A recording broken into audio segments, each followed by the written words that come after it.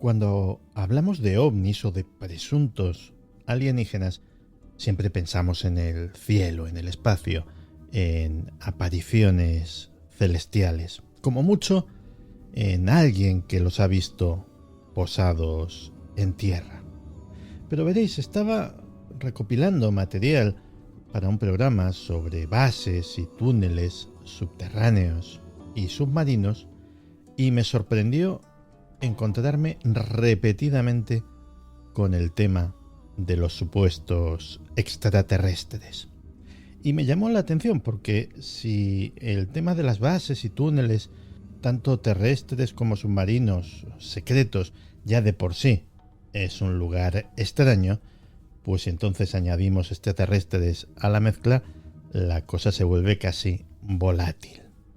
No es que yo me crea estas historias, porque no sé en absoluto cuánto hay de verdad tras ellas, pero el caso es que estaban ahí y eran demasiado tentadoras como para no hacer un programa al respecto. Podríamos empezar, por ejemplo, con las historias de abducción. Hay un escenario que se repite con cierta frecuencia. Es un escenario que describe un presunto abducido llamado James Walden, por ejemplo, que en el libro que escribió sobre su experiencia alegaba haber sido secuestrado por seres extraterrestres, llevado a una instalación secreta subterránea y allí, con bastante poca consideración, le sometieron a lo que parecía un examen médico completamente involuntario, altamente invasivo, profundamente humillante, que fue observado por más de 100 personas que estaban presentes. Y digo personas porque entre los presentes había alienígenas, lógicamente, pero también había seres humanos. La connivencia subterránea de extraterrestres y seres humanos ya veréis que se va a convertir casi en una constante en este programa. Porque muchos de estos relatos o leyendas o historias que hay sobre extraterrestres bajo la superficie de nuestro planeta son historias de una confabulación entre esos seres y determinados seres humanos que estarían al tanto de su existencia y, es más, colaborarían con ellos. Los alienígenas que sometieron a James Walden a este examen médico no deseado, eso sí, fueron tan amables de informarle telepáticamente de ciertas cosas.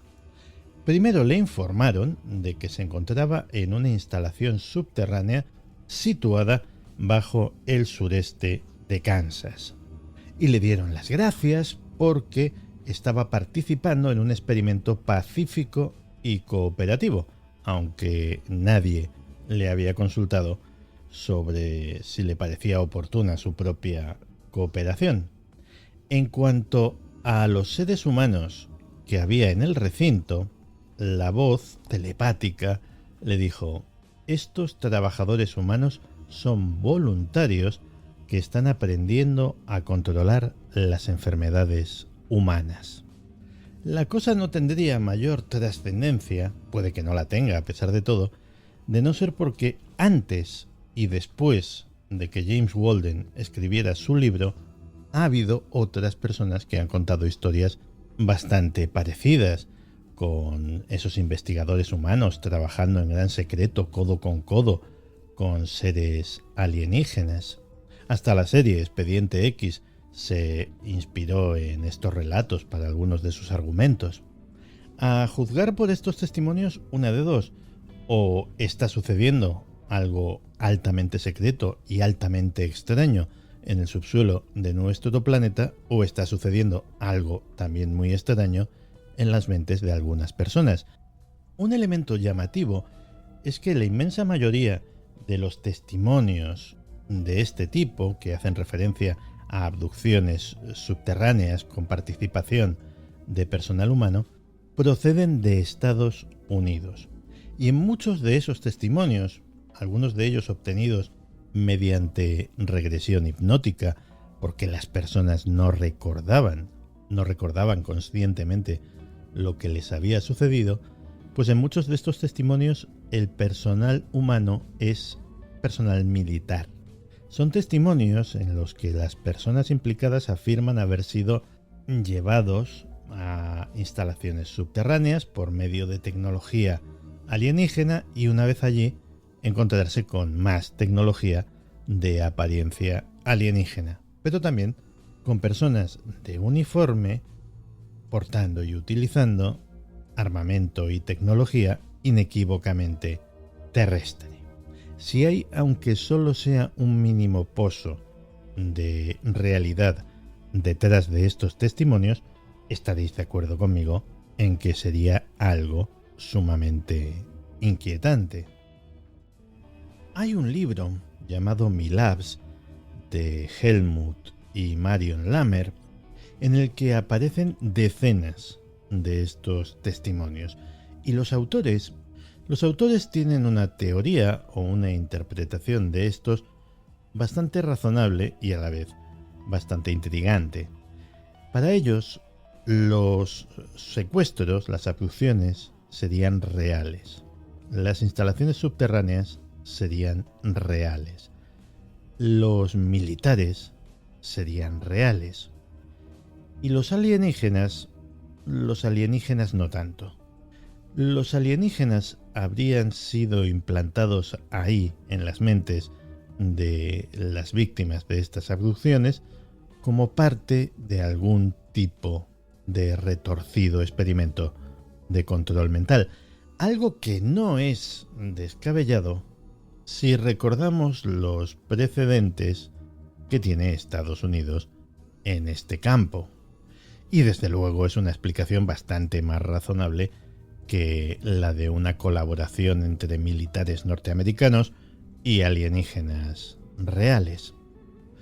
Porque, insisto, aquí solamente cabe una de estas posibilidades. O estamos ante un brote excepcionalmente intenso de algún tipo de trastorno mental, de delirio que aún no ha descrito la ciencia psiquiátrica, o estamos ante un montón de gente que pasa el tiempo inventando y contando historias muy elaboradas de alienígenas y militares, historias que además suelen encajar unas con otras y que me cuesta trabajo imaginar con qué propósito se dedica esta gente a tal hobby, o debajo de nuestros pies está ocurriendo algo sumamente extraño que tiene que ver con los extraterrestres, sean reales o sean ficticios.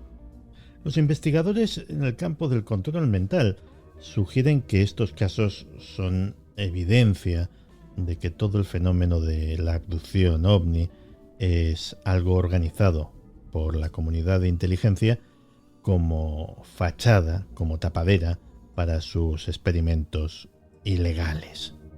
Podría ser en algunos casos, pero en el tema de las abducciones hay muchos otros casos que no encajan en este esquema. Porque hay una parte de este relato que es absolutamente cierta e irrefutable. Existen multitud de instalaciones subterráneas militares y probablemente también existan instalaciones subacuáticas. Hay un montón de estas instalaciones que son conocidas y se supone que hay otro gran montón de estas instalaciones que permanecen en el más riguroso secreto. Es curioso porque algunas de las historias de abducción que hacen referencia a estos temas son extraordinariamente precisas en los detalles. Una de las abducidas más famosas de todos los tiempos, Linda Porter, hizo referencia incluso al nombre o al supuesto nombre de una de estas instalaciones, Sycamore Remote Facility, una instalación que estaría dirigida por la empresa General Dynamics. Oye, pues qué casualidad, resulta que hay una Sycamore Canyon Test Facility en San Diego, que es un campo de pruebas enorme, donde antaño, por ejemplo, se llevaron a cabo las pruebas de los motores de los míticos misiles Atlas, y en la que, mire usted por dónde, la empresa General Dynamics tiene unas instalaciones permanentes y la gente de los alrededores siempre ha sospechado que debajo había algo. Oye, pues para ser una invención ha acertado bastante el tiro. Linda Porter también describe lo que sería una instalación submarina, que al parecer estaría no muy lejos de la zona de Santa Bárbara, en California. Si se pudiera ver desde fuera, la única parte visible sería lo que parecería la torre de mando de un submarino, una torre de mando de submarino bastante grande, de 2 o 3 pisos de alto, emergiendo del suelo marino. Esta estructura estaría camuflada tanto óptica como electrónicamente para hacerla invisible, y también se utilizarían por alguna razón algún tipo de medidas electrónicas para mantener alejados a los peces del lugar. Y luego la supuesta abducida da una descripción bastante detallada de las estructuras que hay bajo el lecho marino. Un complejo de pasillos, de corredores metálicos muy iluminados, con puertas de diferentes colores que dan acceso a una sucesión de dependencias de propósitos diversos. Claro, cuando se escucha el relato de Linda Porter sobre la base submarina, pues la primera reacción es de incredulidad. Esta señora o se lo ha inventado o se lo ha imaginado todo. Pero os voy a dar un elemento para reconsiderar esa postura. La supuesta base submarina frente a la costa de California que describe Linda Porter coincide a la perfección con la tecnología para construir una base submarina que se expone en un documento oficial de la Marina de los Estados Unidos, en el que se describe con todo detalle cómo sería esa construcción. Para poner en contexto todo el asunto, habría que decir que la Marina de los Estados Unidos, la Armada, ha tenido desde siempre una presencia importante en la zona de San Diego, en California.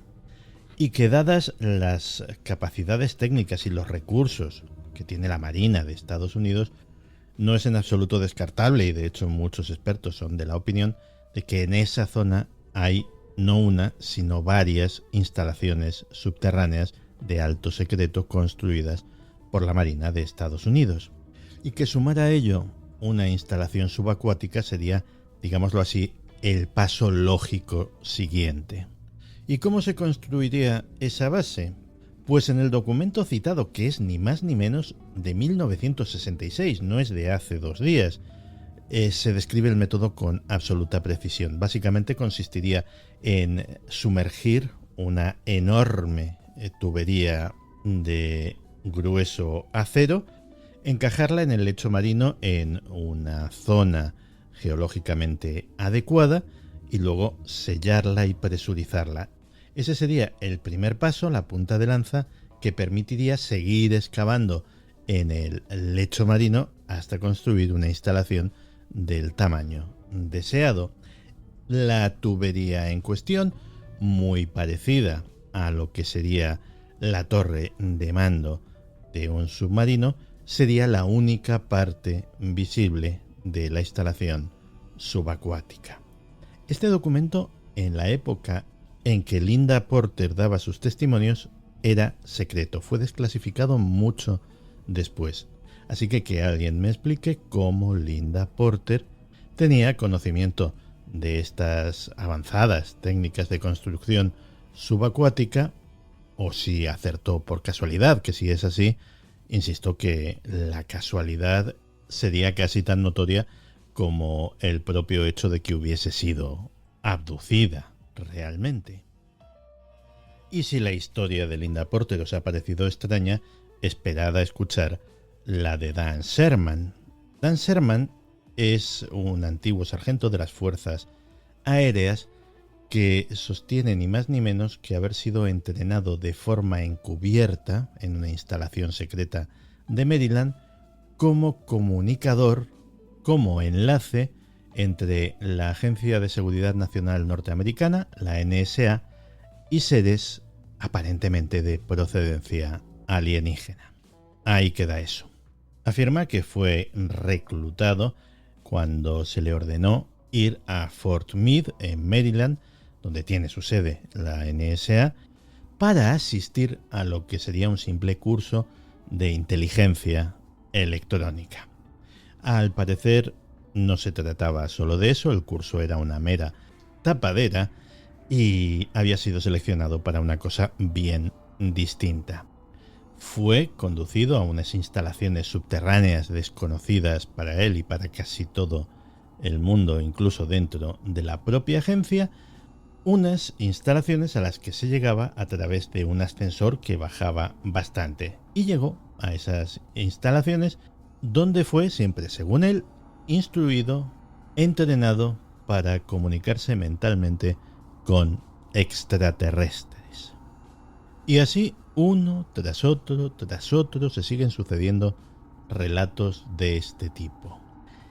Por supuesto, hay un lugar que es un verdadero imán para este tipo de relatos y es, como no, el Área 51. En el Área 51 sí que hay instalaciones subterráneas y esto lo podemos afirmar sin temor alguno a equivocarnos. No solamente hay multitud de testimonios personales, sino que además algunas de las entradas a estas instalaciones subterráneas han podido ser localizadas a través de fotografías aéreas o de satélite. ¿Qué sucede en estas instalaciones subterráneas?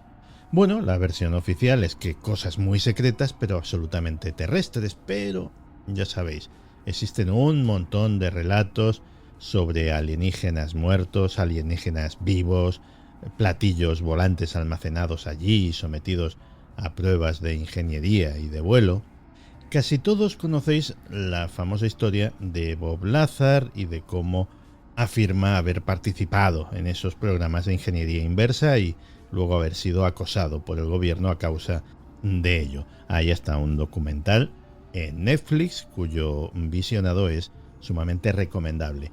Pero hay otra historia, otro protagonista mucho menos conocido, pero igualmente fascinante.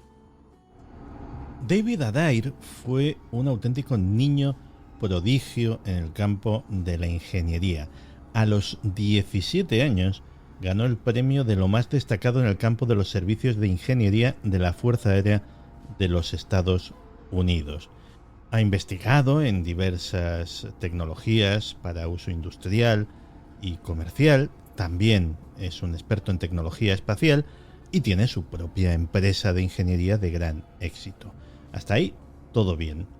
En sus años mozos, allá por 1971, había diseñado un prototipo de motor de fusión que llamó y mucho la atención de la Fuerza Aérea de Estados Unidos, tanto que, y aquí empieza la parte rara de la historia, le llevaron al Área 51 para pedirle su opinión sobre algo que tenían allí. Concretamente un motor de fusión real, ya construido. Y cuando bajó por una rampa hasta una enorme sala subterránea del tamaño de un campo de fútbol, ahí empezó su auténtico viaje al país de las maravillas. Porque la sala subterránea, del tamaño, insisto, de un campo de fútbol, no era más que un gigantesco montacargas, sostenido por más de una docena de tornillos sin fin de varios metros de diámetro. Gracias a este alucinante mecanismo, bajaron más de 60 metros hasta una galería subterránea de proporciones absolutamente ciclópeas, en la cual podrían caber, según las palabras del propio Adair, decenas y decenas de Boeing 747 con bastante espacio de sobra. Allí había almacenadas un montón de aeronaves de todos los tipos, algunas de las cuales pudo reconocer y otras no. Finalmente, cuando llegaron hasta el motor que querían que examinase, que era del tamaño de un autobús, él llegó a las siguientes conclusiones. 1. no era de fabricación terrestre. 2. Por algunas cosas que pudo observar, aquello tenía que haber sido fabricado en condiciones de gravedad cero, es decir, en el espacio.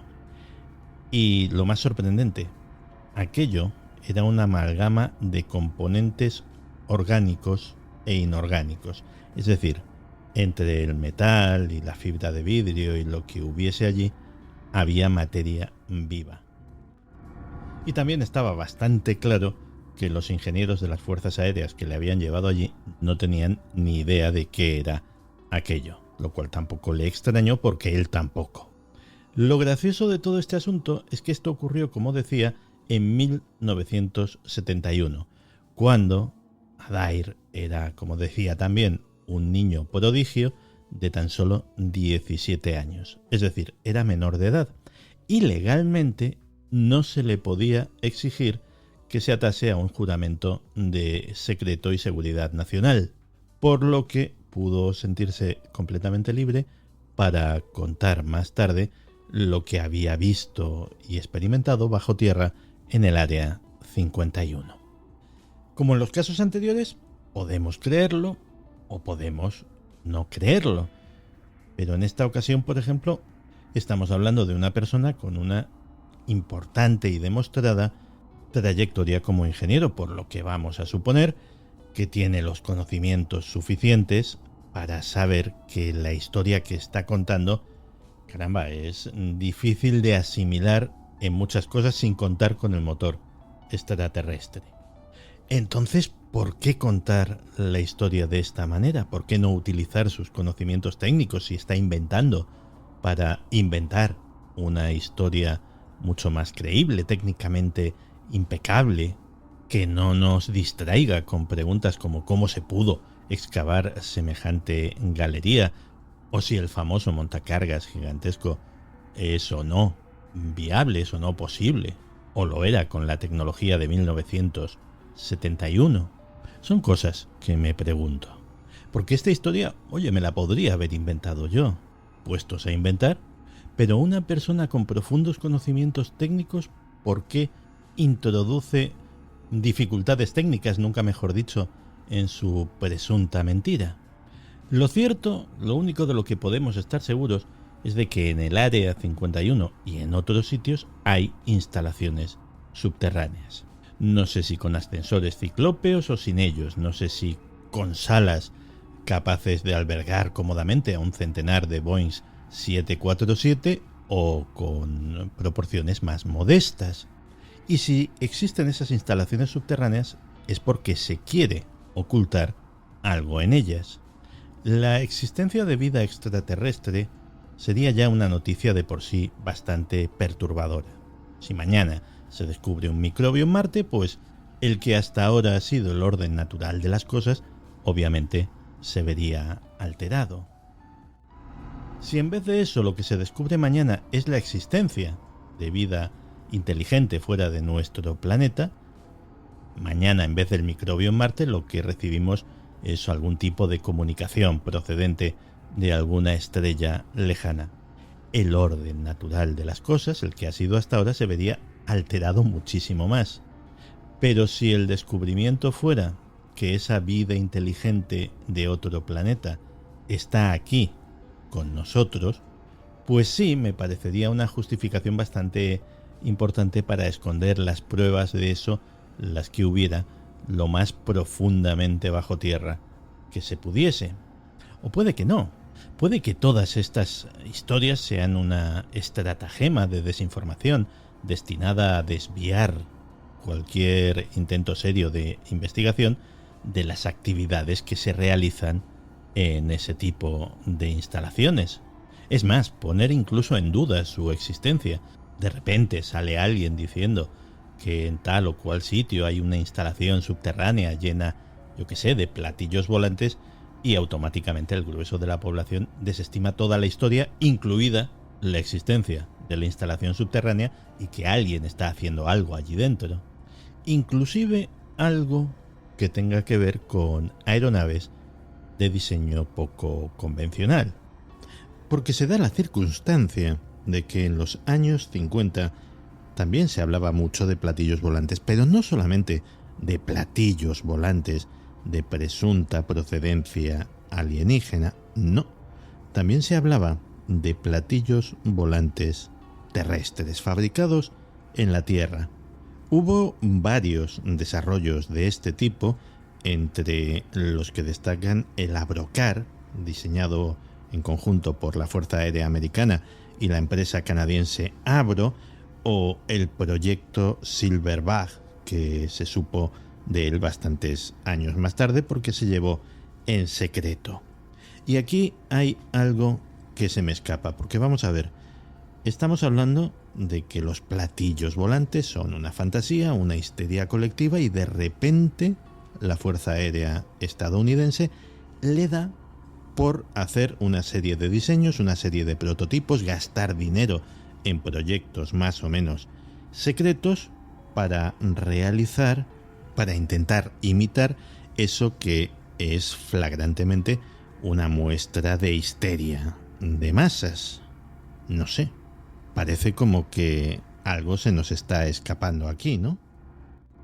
Pero las formas en que la realidad parece imitar a la presunta histeria de masas de los platillos volantes es aún más llamativa, porque cuando se habla sobre todo de los proyectos desarrollados por la empresa Avro, que no solamente fue el Abrocar, que era una cosa bastante primitiva y que no se sabe muy bien qué fue de ella, sino otro desarrollo que conocemos sus planos, que se llamaba en clave Proyecto 1794 y que era una aeronave en forma de disco bastante más sofisticada. Bueno, cuando se hablaba de todo esto, lo que se especulaba es que la forma ideal de establecer las bases de este nuevo tipo de aeronave, que tendría además la característica del despegue vertical, pues sería en bases subterráneas.